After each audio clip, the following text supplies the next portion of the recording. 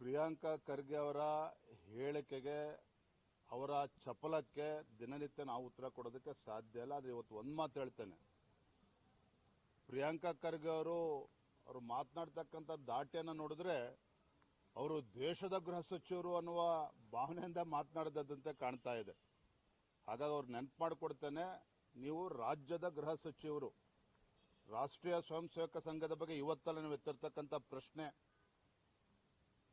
ನೀವು ಗೃಹ ಸಚಿವರು ಆಗುವ ಮುಂಚಿತವಾಗಿ ಕೂಡ ಪ್ರಶ್ನೆ ಎತ್ತಿದ್ದೀರಿ. ನಿಮ್ಮ ಆದ್ಯತೆಗಳು ಗೃಹ ಸಚಿವರಾಗಿ ಸಾಕಷ್ಟಿದ್ದಾವೆ. ಇವತ್ತು ರಾಜ್ಯದಲ್ಲೇನು ದೇಶದ್ರೋಹಿಗಳು ಬಂದು ನುಸುಳ್ಕೋರಿದ್ದಾರೆ, ಬಾಂಗ್ಲಾದೇಶರು.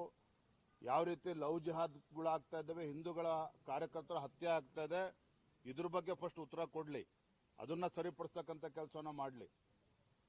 SIR ವಿಚಾರದಲ್ಲಿ ದ್ವಂದ್ವ ನಿಲುವನ್ನ ತೋರಿಸ್ತಾ ಇದ್ದಾರೆ. ಅಧಿಕಾರಿಗಳನ್ನ ಎತ್ತು ಕಟ್ಟುವಂತ ಕೆಲಸ ಸರ್ಕಾರವೇ ಇಳಿದಿರುವಂತದ್ದು ನಾನು ನೋಡ್ತಾ ಇದ್ದೆ ಪತ್ರಿಕೆಗಳಲ್ಲಿ. BLOಗಳು ಪ್ರತಿಭಟನೆ ಮಾಡ್ತಾರಂತೆ. ಇದಕ್ಕೆ ಯಾರು ಕುಮ್ಮಕ್ಕ ನೀಡ್ತಾ ಇರುವಂತದ್ದು? ರಾಜ್ಯ ಸರ್ಕಾರವೇ.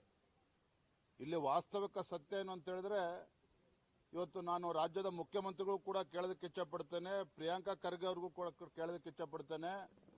ನಿಮ್ಮ ಕಾಂಗ್ರೆಸ್ ಪಕ್ಷದ ಮಹಾನ್ ನಾಯಕರೇನಿದ್ದಾರೆ, ರಾಹುಲ್ ಗಾಂಧಿ ಅವರು ಡ್ಯುಯಲ್ ಸಿಟಿಸನ್ಶಿಪ್ ಅನ್ನ ಪಡೆದುಕೊಂಡಿದ್ದಾರೆ. ಇಲ್ಲ ಅಂತೇಳಿ ಬಹಿರಂಗವಾಗಿ ಹೇಳಿ ನೋಡೋಣ.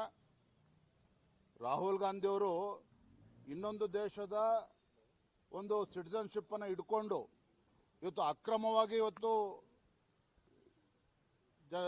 ಸುಳ್ಳು ಮಾಹಿತಿಯನ್ನು ಕೊಟ್ಟಿರ್ತಕ್ಕಂಥದ್ದು. ಇದ್ರ ಬಗ್ಗೆ ಸತ್ಯವನ್ನ ಬೆಳಕು ಚೆಲ್ತುವಂತ ಕೆಲಸ ಇವತ್ತು ಕಾಂಗ್ರೆಸ್ ಪಕ್ಷದವರು ಮಾಡಬೇಕಾಗ್ತದೆ. ಏನಕ್ಕೆ ಇವತ್ತು SIR ಆಗ್ತಾ ಇರುವಂತದ್ದು? ಚುನಾವಣಾ ಆಯೋಗ ತೆಗೆದುಕೊಂಡಿರ್ತಕ್ಕಂಥ ನಿರ್ಧಾರ ಏನು, ಅಕ್ರಮ ವಲಸಿಗರಿರ್ಬೋದು, ಇವತ್ತು ಅಕ್ರಮಗಳು ಇವತ್ತು ಮತದಾರ ಪಟ್ಟಿನಲ್ಲಿ ಏನಿದ್ದಾವೆ, ಡಬಲ್ ಎಂಟ್ರಿ ಇರ್ಬೋದು, ಸತ್ತಿರ್ತಕ್ಕಂಥವ್ರು ಇನ್ನೂ ಕೂಡ ಬದುಕಿದ್ದಾರೆ ಚುನಾವಣಾ ಮತದಾರ ಪಟ್ಟಿನಲ್ಲಿ. ಇವೆಲ್ಲವನ್ನೂ ಕೂಡ ಸರಿಪಡಿಸ್ತಕ್ಕಂಥ ಕೆಲಸವನ್ನ ಚುನಾವಣಾ ಆಯೋಗ ಮಾಡೋದಕ್ಕೆ ಹೊರಟಿದ್ರೆ, ಇವತ್ತೊಂದು ಸಾಂವಿಧಾನಿಕ ಸಂಸ್ಥೆ ವಿರುದ್ಧ ಅಧಿಕಾರಿಗಳನ್ನು ಕೂಡ ಎತ್ಕಟ್ತಾ ಇದ್ದಾರೆ, ಜನರನ್ನು ಕೂಡ ಎತ್ಕಟ್ಟುವಂತ ಕೆಲಸ ಇವತ್ತು ಕಾಂಗ್ರೆಸ್ ಸರ್ಕಾರ ಮಾಡೋದಕ್ಕೆ ಹೊರಟಿದ್ದಾರೆ. ಇದು ಅಕ್ಷಮ್ಯ ಅಪರಾಧ.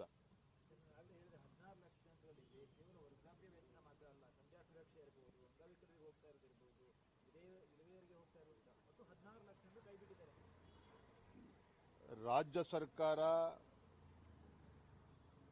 ಕೆಲವು ಸುಧಾರಣೆಗಳು ತರಬೇಕು ಅಂತ ಹೇಳಿದ್ರೆ ತರಲಿ, ಅದ್ರ ಬಗ್ಗೆ ಪ್ರಶ್ನೆ ಇಲ್ಲ. ಆದರೆ ಇವೆಲ್ಲ ಪ್ರಶ್ನೆ ಯಾಕೆ ಎದ್ದಿದೆ?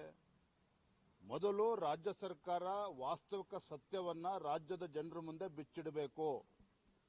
ನಾವು ಪದೇ ಪದೇ ಹೇಳ್ತಾ ಇದ್ದೇವೆ, ಬಿಕಾಸ್ ಆಫ್ ದರ್ ಗ್ಯಾರಂಟಿಗಳಿಂದ ಹಣವನ್ನ ಹೊಂದಿಸೋದಕ್ಕೆ ಸಾಧ್ಯ ಆಗ್ತಾ ಇಲ್ಲ. ಅದಕ್ಕೆ ಕತ್ತರಿ ಆಗ್ತಕ್ಕಂಥ ಕೆಲಸವನ್ನ ಮಾಡ್ತಾ ಇದ್ದಾರೆ ಸುಧಾರಣೆ ಹೆಸರಿನಲ್ಲಿ.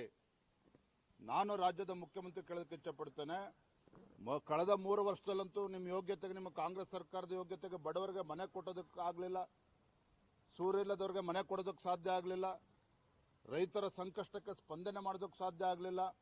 ಒಂದು ಗಂಗಾ ಕಲ್ಯಾಣ ಯೋಜನೆ ಹಿಂದೆ ಬಿಜೆಪಿ ಸರ್ಕಾರದಲ್ಲಿ ಅಕ್ರಮ ಆಗಿದೆ ಅಂತ ಹೇಳ್ಕೊಂಡು ತನಿಖೆ ಮಾಡ್ತಾ ಇದ್ದೇವೆ ಅಂತೇಳಿ ಇನ್ನೂ ಕೂಡ ಗಂಗಾ ಕಲ್ಯಾಣ ಬಡವರಿಗೆ ಕೊಡೋದಕ್ಕೆ ಆಗ್ತಾ ಇಲ್ಲ. ಇವತ್ತು ಹೈನುಗಾರಿಕೆ ಏನು ಪ್ರೋತ್ಸಾಹನ ಕೊಡ್ತಾ ಇದ್ರು ಹಿಂದೆ ಯಡಿಯೂರಪ್ಪನವ್ರ ಸರ್ಕಾರ, ಬಿಜೆಪಿ ಸರ್ಕಾರ, ಅದನ್ನು ಕೂಡ ಇವತ್ತು ಕೊಡ್ತಾ ಇಲ್ಲ. ಇವತ್ತು ಗ್ರಾಮೀಣ ಭಾಗದ ಬಡವರಿಗೆ ತೊಂದರೆ ಆಗ್ತಾ ಇದೆ. ಇದನ್ನೆಲ್ಲವನ್ನು ಕೂಡ ಮಾಡೋದು ಬಿಟ್ಟು ಅದನ್ನು ಮಾಡಲಿ, ಸುಧಾರಣೆ ಮಾಡ್ತಕ್ಕಂಥ ಕೆಲಸವನ್ನ ಮಾಡಲಿ. ಆದ್ರೆ ಫಸ್ಟ್ ಅಭಿವೃದ್ಧಿ ಕೆಲಸ ಮಾಡಲಿ, ಬಡವರ ಕಡೆ ಗಮನ ಕೊಡಲಿ, ಇದೆಲ್ಲದ್ರ ಬಗ್ಗೆನೂ ಕೂಡ ಗಮನ ಕೊಡಬೇಕು.